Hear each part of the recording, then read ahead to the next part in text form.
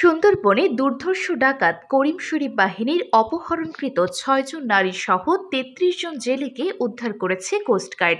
বৃহস্পতিবার ১০ এপ্রিল সকালে coast guard media কর্মকর্তা লেফটেন্যান্ট কমান্ডার সিয়ামুল হক এ তথ্য জানান। তিনি বলেন, গোপন সংবাদের ভিত্তিতে জানা যায় সুন্দরবনের দুর্ধর্ষ ডাকাত করিম শরীফ বাহিনী তাদের গোপন আস্তানায় ১৬টি নৌকা সহ ৩৩ জন জেলেকে জিম্মি করে রেখেছে।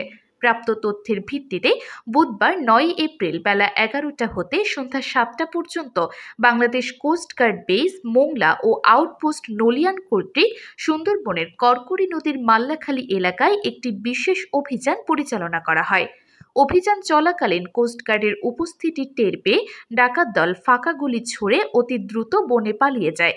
পরবর্তীতে উক্ত এলাকা হতে অপহরণকৃত ৬ জন নারী সদস্য সহ ৩৩ জন জেলেকে ১৬টি বোট সহ উদ্ধার করা হয়। প্রাথমিক জিজ্ঞাসাবাদে জানা যায় ভুক্তভোগীরা গত ৯ এপ্রিল সকালে মাছ ও কাঁকড়া ধরার উদ্দেশ্যে কয়রা হতে সুন্দরবনের উদ্দেশ্যে গমন করে। পরবর্তীতে ডাকাত করিম শরীফ বাহিনী তাদের জিম্মি করে প্রতিজনের নিকট হতে ১০,০০০ টাকা করে মুক্তিপণ দাবি করে। উদ্ধারকৃতদের কোস্টগার্ড স্টেশন কয়রাতে নিয়ে এসে প্রাথমিক চিকিৎসা ও প্রয়োজনীয় খাবার প্রদান করা হয়। তারা সকলেই খুলনা জেলার কয়রা থানার বাসিন্দা। বোট সহ তাদের পরিবারের নিকট হস্তান্তরের কার্যক্রম প্রক্রিয়াধীন রয়েছে। তিনি আরও বলেন, বাংলাদেশ কোস্টগার্ড আওতাধীন এলাকাসমূহে মৎস্যজীবীদের নিরাপত্তা বিধান, জলদস্যু ও বনদস্যু গমন এবং নিরাপদ সুন্দরবন গঠনে ২৪ ঘণ্টা ব্যাপী টহল অব্যাহত রেখেছে, যার মাধ্যমে আওতাধীন এলাকাসমূহের আইনশৃঙ্খলা পরিস্থিতি অনেকাংশে উন্নত হয়েছে। এরূপ কার্যক্রম ভবিষ্যতে অব্যাহত থাকবে। সুন্দরবনের দুর্ধর্ষ ডাকাত করিম শরীফ বাহিনী তাদের গোপন আস্তানায় ১৬টি নৌকা সহ ৩৩ জন জেলেকে জিম্মি করে রেখেছে। প্রাপ্ত তথ্যের ভিত্তিতে বুধবার ৯ এপ্রিল ২০২৫ তারিখ বাংলাদেশ কোস্টগার্ড বেস মংলা ও আউটপোস্ট নলিয়ান কর্তৃক সুন্দরবনের করকরি নদীর মাল্লাখালী এলাকায় একটি বিশেষ অভিযান পরিচালনা করা হয়।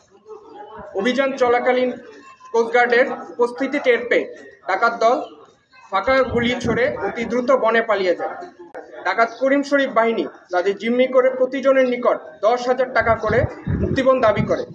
উদ্ধারকৃতদের কোস্টগার্ড স্টেশন কয়রাতে নিয়ে এসে প্রাথমিক চিকিৎসা ও প্রয়োজনীয় খাবার প্রদান করা হয়।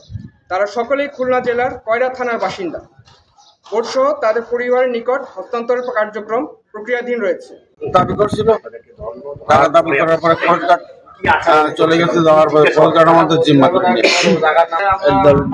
আমাদেরকে আটকায় খালের ভিতরে রাখে এবং মুক্তিপণ দাবি করে ১০,০০০ টাকা করে। এরপরে আমাদের খালের ভিতরে ঢুকাই রাখে।